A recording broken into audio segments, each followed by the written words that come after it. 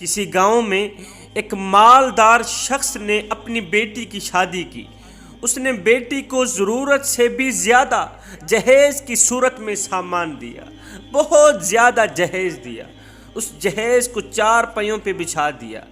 گاؤں کا ایک رواج ہوتا ہے، جب کسی کے گھر کوئی شادی ہوتی ہے، جب کسی کی بیٹی کی شادی ہوتی ہے تو وہ بیٹی والے کیا کرتے ہیں، اس جہیز کو 4 پہیوں پہ بچھا دیتے ہیں، محلے میں آواز لگاتے ہیں، بچیوں آؤ ہماری بچی کا جہیز دیکھو۔ اس مالدار شخص نے بھی ایسا ہی کیا۔ اس نے ضرورت سے بھی کہیں زیادہ بیٹی کو جہیز دیا، اس جہیز کو 4 پہیوں پہ بچھا دیا۔ محلے میں آواز لگائی، لڑکیوں، محلے والوں، عورتوں، آؤ میری بچی کا جہیز دیکھ لو، میری شہزادی کا جہیز دیکھ لو، دیکھو کہ میں بیٹی کو کیا کچھ دے رہا ہوں، کیا کچھ نہیں دے رہا۔ اب گرد و نواح کی رہنے والی، گلی محلے میں رہنے والی تمام عورتیں اس کے گھر میں آئیں اس کی بیٹی کا جہیز دیکھنے کے لیے۔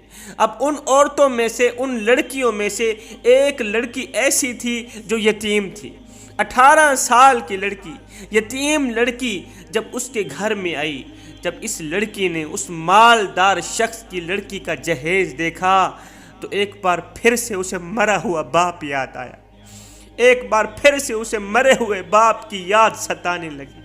جب مرا ہوا باپ یاد آنے لگا تو جلدی سے مالدار شخص کے گھر سے باہر نکلی، اس نے قبرستان کا رخ کیا، قبرستان کی طرف بھاگتی جا رہی ہے۔ یہ وہ قبرستان ہے جہاں اس کا باپ دفن تھا۔ باپ کی قبر کے سرانے بیٹھ کے رونے لگی، آنکھوں سے آنسو بہانے لگی۔ یہ اس غریب باپ کی قبر ہے جو باپ اپنی بوڑھی کمر پہ بوریاں لاد لاد کے دن رات ایک کرتا رہا، محنت مزدوری کرتا رہا، دن رات ایک کر کے اوور ٹائم لگا لگا کے دن کو بھی محنت مزدوری کرتا، رات 12-1 بجے جب گھر پہنچتا تو یہی بیٹی کہتی، ابا رات کو تو وقت پہ گھر آ گئے کرو، رات کو بھی آپ محنت مزدوری کرتے ہیں۔ تو آگے جواب دیتا، بیٹا کیا کروں، میں نے تو اپنی شہزادی کے ہاتھ پیلے کرنے، میں نے اپنی شہزادی کی شادی کرنی ہے، اس لیے تو دن رات کر کے محنت کر رہا ہوں، کیا کروں، میرا یہ جو ظالم معاشرہ ہے جہیز کے بغیر کسی کی بیٹی کو قبول نہیں کرتا۔ بیٹا میں نہیں چاہتا، او میری بیٹی میں نہیں چاہتا کہ تو گھر میں بیٹھی بیٹھی بوڑھی ہو جائے، تیرے بال سفید ہو جائیں، جہیز نہ ہونے کی وجہ سے کوئی تجھے قبول ہی نہ کرے، تیری شادی کے لیے تو سب کچھ کر رہا ہوں۔ بیٹی رو کر کہنے لگی، ابا تیرے معاشرے نے مجھے تباہ کر دیا، تیرے معاشرے نے مجھے ذلیل کر دیا، پتہ نہیں اللہ کے بندے اللہ کے غریب بندوں پر ظلم کیوں کرتے ہیں، دل کیوں توڑتے ہیں، دکھ کیوں دیتے ہیں، تکلیفیں کیوں دیتے ہیں۔ فلاں کی بیٹی کی اتنے جہیز کو دیکھ کر مجھے مرا ہوا باپ یاد آ گیا، کاش میرا باپ زندہ ہوتا، آج مجھے بھی اتنا سارا سامان دیتا، اتنا جہیز دیتا۔ باپ کی قبر کے سرانے بیٹھی رہی، روتی رہی، خون کے آنسو بہاتی رہی، روتے روتے وہیں اس کی آنکھ لگی، نیند آ گئی۔ اب اس 18 سالہ لڑکی نے خواب میں دیکھا کہ قبر ایک دم کھلی ہے، قبر پھٹی ہے، اندر سے اپنی اولاد کو حلال روزی کما کر کھلانے والا بوڑھا باپ سفید کپڑوں میں ملوث عزت کے ساتھ باہر نکلا ہے، بڑے ہی پروٹوکول کے ساتھ قبر سے باہر نکلا ہے۔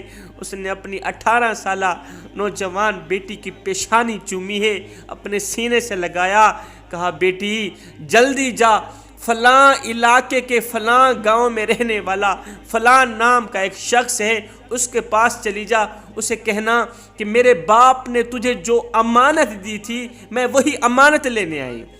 بیٹی کی جیسے ہی آنکھ کھلی، بیٹی نے 18 سال لڑکی نے اپنی ماں کو ساتھ لیا، فلاں گاؤں کے فلاں نام کے شخص کے پاس چلی گئی، دستک دی، باہر نکلا، کون ہے، میں فلاں کی بیٹی ہوں، میرے باپ نے تیرے پاس ہماری جو امانت رکھی تھی میں وہی امانت لینے آئی ہوں۔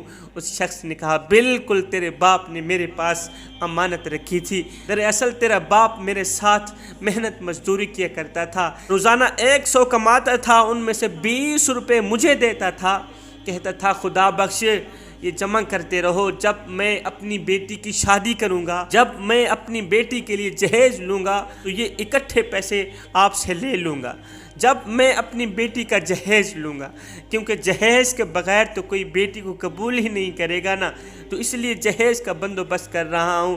وہ روزانہ 100 میں سے 20 روپے مجھے دیتا، اور ساتھ میں یہ بھی وصیت کر کے گیا تھا، اگر میں بیٹی کی شادی سے پہلے مر گیا تو جب میری بیٹی جوان ہو جائے گی تو یہ امانت اس کے ہاتھ میں دے دینا۔ اب اس شخص نے اس 18 سالہ یتیم لڑکی کو اتنے سارے پیسے دیے کہ مالدار شخص کی بیٹی سے بھی زیادہ اس کو اس کے باپ کی طرف سے جہیز مل گیا۔ اللہ اکبر! میں نے کہا او نادان، تو نے جہیز دیا تو اپنی بیٹی کو، تو نے سامان دیا تو اپنی بیٹی کو، کیا ضرورت ہے کسی غیر کی بیٹی کو بلا کر اسے یہ سامان دکھانے کی؟ کیا ضرورت ہے کسی کا دل دکھانے کی؟ میں نے کہا او نادانو، تم نے جہیز دیا تو اپنی بیٹی کو، لیکن یہ کسی کو بھی خیال نہ آیا کہ تیری بیٹی کا جہیز دیکھنے کے لیے جو لڑکیاں آ رہی ہیں ان میں سے یتیم لڑکیاں بھی موجود۔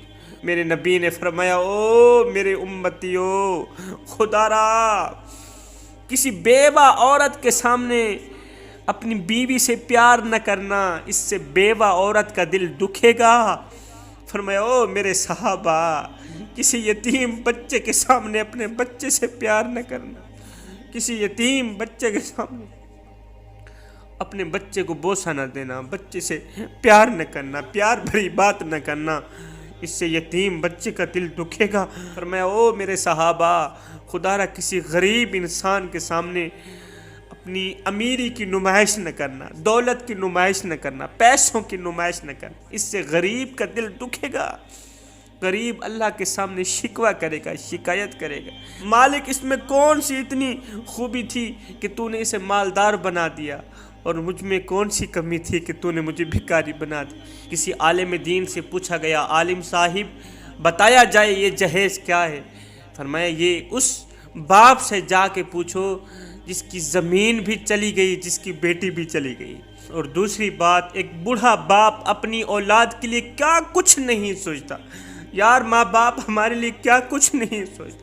ایک ہم بدقسمت ہیں، بدبخت لوگ ہیں جو بوڑھے والدین کو دکھ دیتے ہیں، درد دیتے ہیں، بوڑھے والدین کے ساتھ اچھا سلوک نہیں کرتے۔ میرے نبی علیہ الصلوۃ والسلام سے پوچھا گیا، آقا دنیا میں میرے اچھے سلوک کا سب سے بڑا حقدار کون ہے؟ میرے نبی نے فرمایا، دنیا میں تمہارے اچھے سے اچھے سلوک کا جو سب سے بڑا حقدار ہے وہ تمہارا باپ ہے، وہ تمہاری ماں ہے۔ حضرت سیدنا علی المرتضیٰ شیر خدا کرم اللہ وجہ الکریم نے فرمایا زندگی میں کبھی وقت ملے، کبھی فرصت ملے تو بوڑھے والدین کے ساتھ بیٹھ جایا کرو، ان سے ان کا حال چال پوچھ لیا کرو۔